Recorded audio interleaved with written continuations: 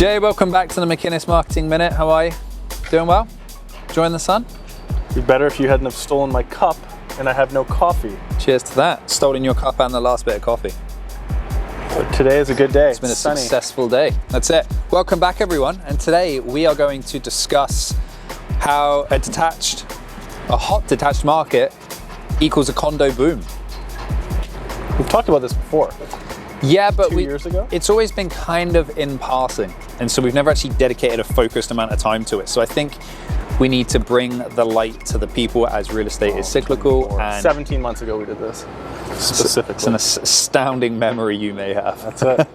But yes, so I think it's no hiding it to anyone. Everybody knows the detached market is doing insanely good year over year. Looking at home benchmark pricing for detached houses, that's increased 7.2% across Greater Vancouver, not just in Vancouver, across the whole spectrum.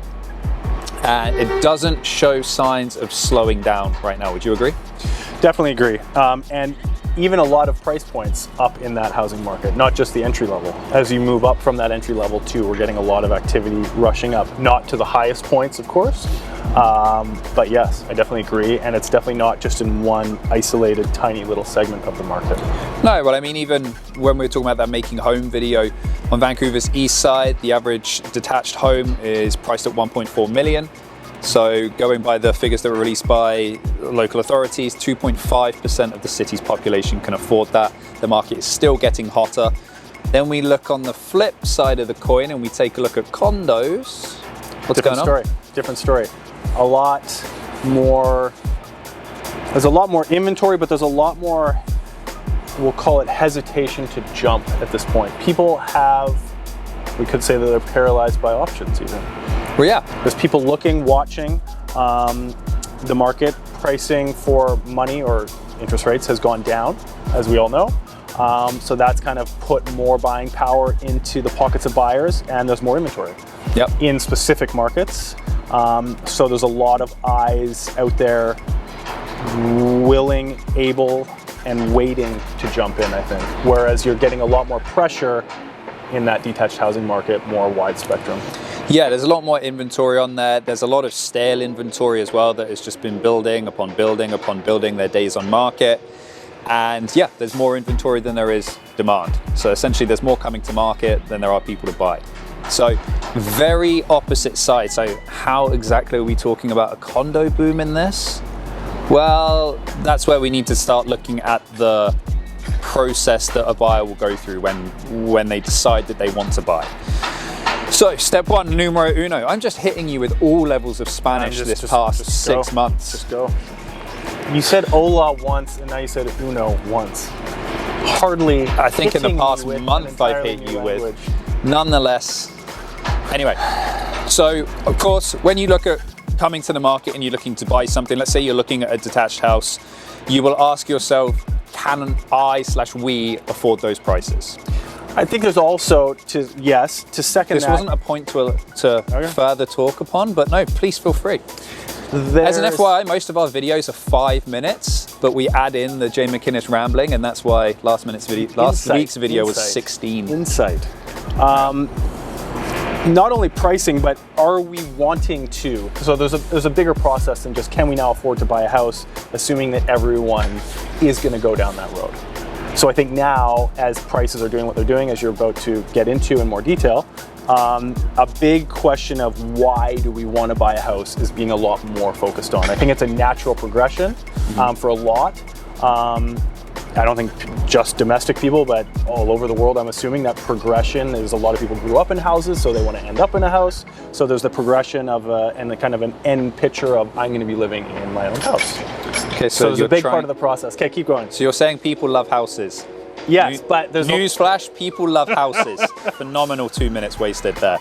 Nonetheless, can we afford this? 1, yes, we can. Fantastic. We're going to move forward and purchase. 2, no, we cannot. So we're going to move on to step 2. Is the value out of the city there for myself or us as a family? So this is when people then decide, can we look at moving, say, out of the city? And value is not just monetary wise. I mean, speaking to somebody who did opt to that route, You know, can your lifestyle be matched over there? Whether that's school for the children, close to amenities, more affordability, a community, various different aspects which are going to be individual to each specific buyer.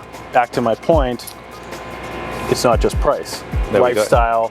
Do we need to be in that house if it's going to take us out of our realm of life now? Is it worth getting into with the sacrifices we're going to need to do? Sacrifices being, could be money, time, commute, blah, blah, blah. Yeah.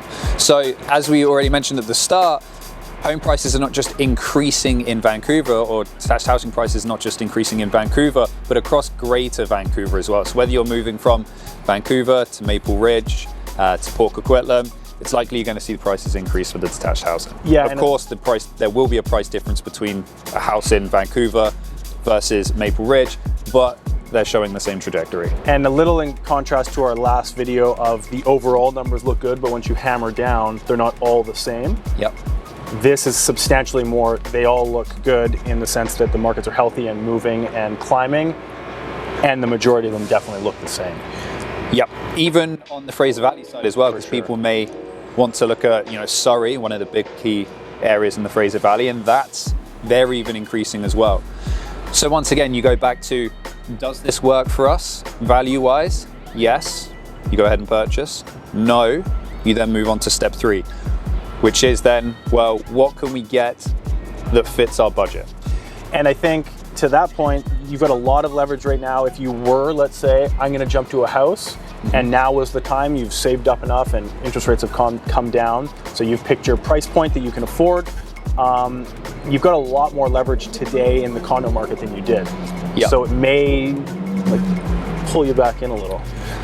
Well, that's it. So again, if you can't afford it, you move on to step 3 and you're looking at more of the condo market. Of course, an average condo is not anywhere near the price of a detached house, especially right now. As condo prices start dropping and detached houses start increasing, the gap gets a lot different, which then starts, as you said, you get more leverage and you start getting attracted to condos. The same happens on the flip side as well. When the condo market is very hot and prices keep rising, we get to a point where it makes sense to just pay that bit extra to get to a detached house. I remember that video we did as well. There was a time in the not too distant How many past. months ago? And minutes? That was 11 months and 7 days. Okay. Don't know the minutes? Sorry. But yeah, so we're seeing that pressure up top. We'll call it the condo market here and the house here, and the pressure is up there. So if you want to get into that, there's still that big jump for the most part from condo to house. If you can avoid that jump, you've got a lot of leverage right now. Yeah, so as the detached market starts becoming less obtainable, people are forced to look at more attached homes, so condos, townhouses, especially when you have the leverage there building up as well. And so naturally that's the kind of progression which works out as cyclical. The big caveat to this being is this process doesn't happen overnight. So I think you'd agree with me, while the detached market is getting hotter, the condo market is also getting softer. Days on market are building, more inventory is coming to market. There's downward pressure on the condo market, which, would you agree, we don't think we've seen the end of that? Not at this point, and not happening overnight, like you're saying. Obviously, new benchmarks always need to be made, and with days on market climbing, depending which segment of the condo market and which neighborhood, those benchmarks can take longer to make. And I don't know about you, but I could easily see a range of around a 5% reduction in Vancouver at least.